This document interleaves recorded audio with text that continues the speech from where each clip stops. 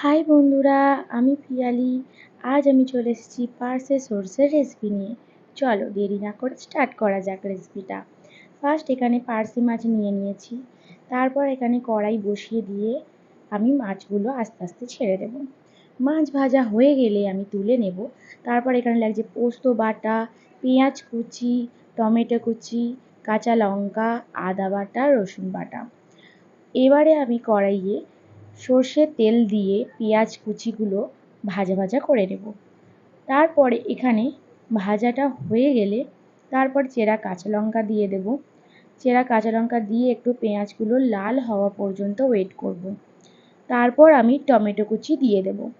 টমেটোটা নরম হওয়ার জন্য রেখে দেবো। তারপর দেব আদা বাটা, রসুন বাটা দিয়ে একটু কষতে থাকবো আমি। তারপর হলুদ গুঁড়ো দেব, দিয়ে তারপর আমি দেব লঙ্কা গুঁড়ো। লঙ্কা গুঁড়োটা দিয়ে তারপর আমি তারপর একটু কষিয়ে নেব। এটাকে কষানো হয়ে গেলে তারপর এখানে আমি দেব লবণ। লবণটা দিয়ে নাড়াচাড়া করতে থাকবো। নাড়াচাড়া করা হয়ে গেলে আমি জল দিয়ে দেবো কষা হয়ে গেলে। তারপর জল দিয়ে আমি পার্সে মাছগুলো আস্তে আস্তে ছেড়ে দেবো। পার্সে মাছগুলো দিয়ে আস্তে আস্তে নাড়াচাড়া করে দেবো। নাড়াচাড়া করা হয়ে গেলে ফুটে এলে তারপর সর্ষে বাটাটা আমি দিয়ে দেবো।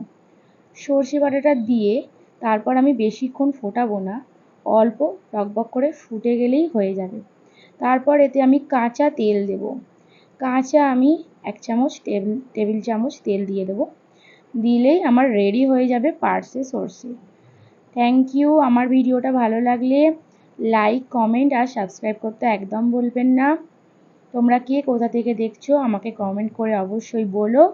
Thanks for watching. টাটা।